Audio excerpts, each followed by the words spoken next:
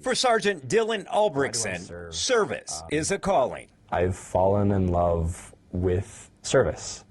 I wake up each morning and I know I can take care of myself, but at the end of the day, there are things that need to be done. There are higher callings. That being said, when the Marine reservist fell on tough times, it was hard to swallow his pride. How hard is that to admit that you need help? It's definitely a challenge because in the Marine Corps specifically, they tell you that you can do anything. You are capable of being given a mission and seeing it through. But it's very hard to be selfish because we're so often focused on being selfless towards others. However, he turned to MAM, Military Assistance Mission, an organization that provides financial assistance to Arizona military families.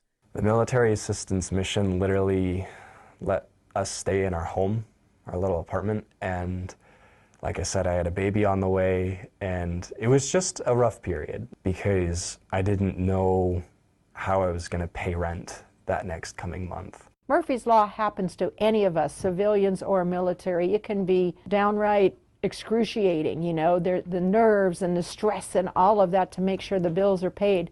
Happens to all of us, and it really happens to them, and so we need to be there for them, we as civilians, because we get to enjoy our freedoms because of them.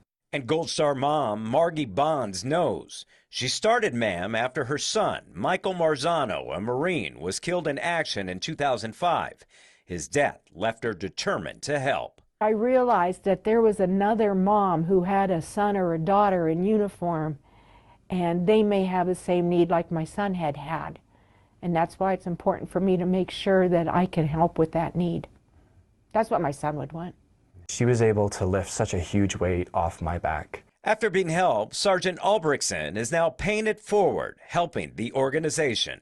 I've been able to be in contact with some other individuals who said, hey, I took Military Assistance Mission up, and they've been able to help me with XYZ.